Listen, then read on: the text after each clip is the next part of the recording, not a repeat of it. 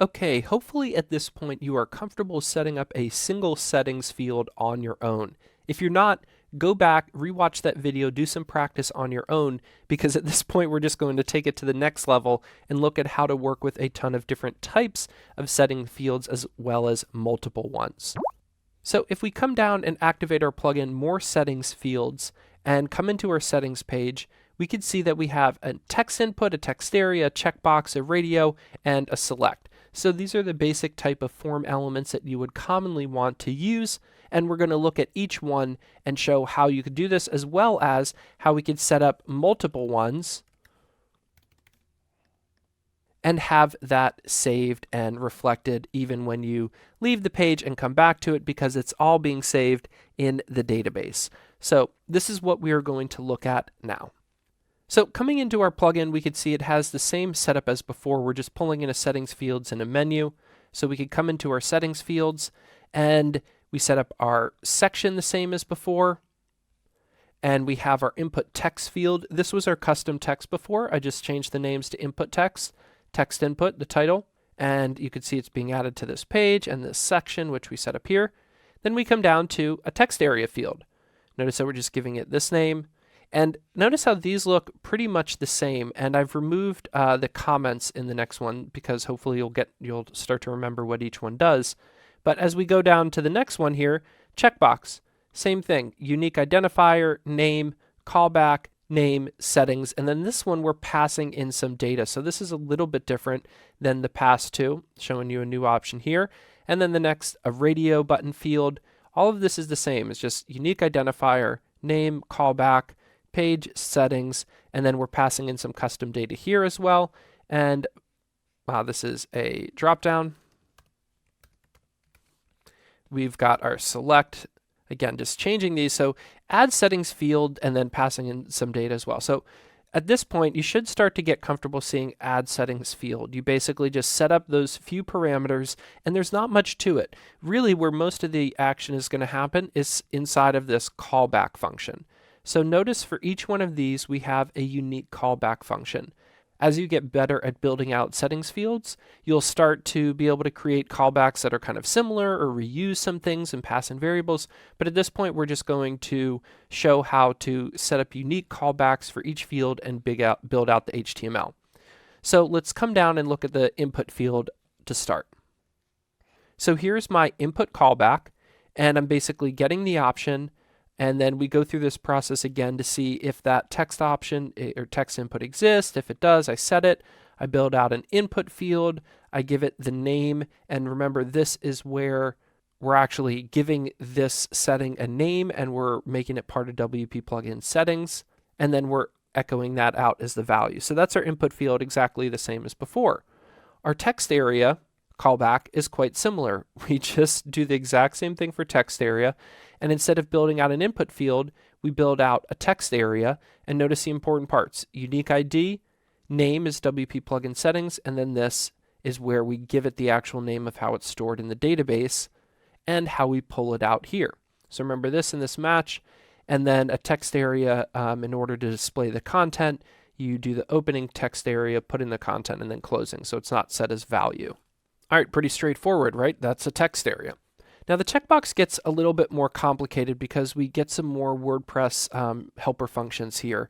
So when we're working with the checkbox callback, we're actually going to accept some arguments, and I want to show you where these come from.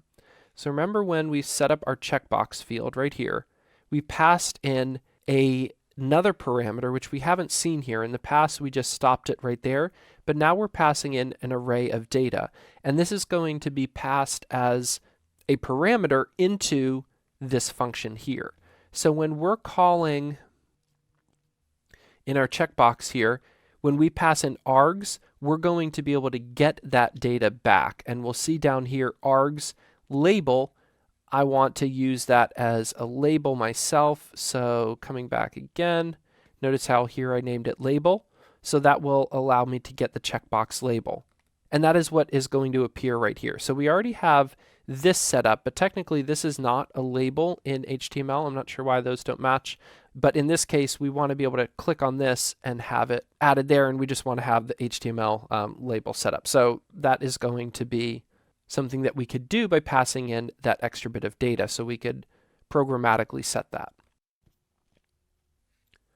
Okay, so coming back into our checkbox function, we get our options, we check to see if it's checked or not and what the value is, right? I'm going to start skipping over this code block here. At this point, this is going to be the same every single time. So hopefully at this point you just understand this and I could talk about the other stuff.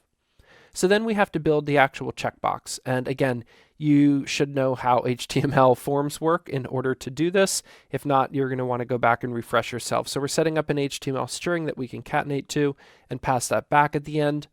And we're going to say input type checkbox, the ID, and then the exact same thing as we've done in the past of this name being the really important part. Value is going to be 1, meaning that it's checked. And then we have this really cool WordPress shortcut feature where we check to see if checkbox is set, and if it is, it will mark it as selected, and if not, it will mark it as not selected. So what do I mean if I save changes here and the checkbox is selected? Notice that when I load this page, that checkbox is already selected. It's going to do that by using this checked function. And this is a WordPress helper function in part because we have to build out settings fields. So again, this is something you haven't seen before. Don't worry about it too much. Just kind of, if you ever need to build a checkbox, you could copy this entire callback function and just change the parts you need. So I'm not going to go into too much more depth there except to just show you how this is set up. So we have an input field, we have a little space, non-breaking space, and then we have a label. And when you have a label, you want the for attribute to match the ID attribute so that when somebody clicks on that label, it will automatically check the checkbox. And then here is where we're using our arguments that we passed in, which I showed you before, so that we could set a dynamic label. If you didn't want to do that, you could just hard code in an actual label like this. But I think it's a good idea to look at how to make that more dynamic and to show off that you can pass arguments in. So that is our checkbox. Again, the things that are different are just the value is going to be 1, and then we have this new checked option here. Let's come down to the radio callback. Okay, so we are passing in args for the radio callback as well. We have something called option 1 that says radio 1 and option 2 radio 2. And we can see here that that is going to be our labels there. Okay, so coming into our radio callback, I'm skipping over what this is because we know what that does by now. And then we're building our radio field. So we're going to have 2 input fields, an input type radio, an input type radio, and each one is going to have a matching label. So input radio ID, this makes sense. Again, here, exact same method. This matches this. Okay, so again and again, you're going to see the name set up. Hopefully that makes sense. Then we see, look at this, checked again. So this is going to say if our radio field is checked, then go ahead and mark that as selected to start. And then inside our label, which matches these IDs, we have our argument option 1. So that's going to give us the name of our first label. And you may be getting these in different ways depending on what kind of fields you're setting up. I'm just showing you some options. And then we totally just copy the second one. The thing here is with radio buttons, you can't have the same value. So with the checkbox, it's either going to be like 1 or 0, true or false. But with radio buttons, you want these to be different values. So notice that in this case, we have 1 and 1, and in this case, we have 2 and 2. So that's important. And if you had 3, then you'd want to change that as well. But we have the label set up the exact way, and then option 2. So all of these you can go back and look at in more depth. They're also just kind of meant as reference. If you ever need to build out radio buttons, you should be able to copy and paste this and go forward with it pretty quickly. So let's come down and look at our last one, which is a select field or a drop down. Again, this is the same. We're setting up a select field that closes down here, and inside of it are a bunch of drop down options. If you've worked with these fields before, this should be make sense what I'm saying here. So here we have an option with the value of option 1.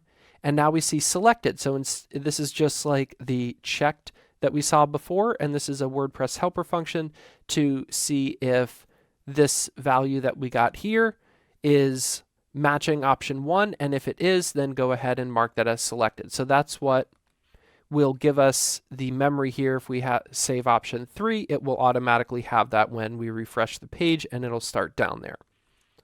Okay, so we set up for each one of these We use selected to see if it's matching to make it automatically selected, and we have our args option 1, 2, and 3, which up here we set to be the different drop-down options. So again, you may get that data in different ways, but that's just showing you that you can pass args in and use them here. Okay, so with these covered, you should feel pretty comfortable building out any kind of settings area that you need, along with multiple different fields or a combination of different kinds. And I will say that when it starts to get a little bit more complicated, maybe you need a full WYSIWYG editor, or maybe you need to have dynamic forms and have stuff appearing conditionally. So this can get more complicated, and we're not really going to get into the full scope of what the settings API can do.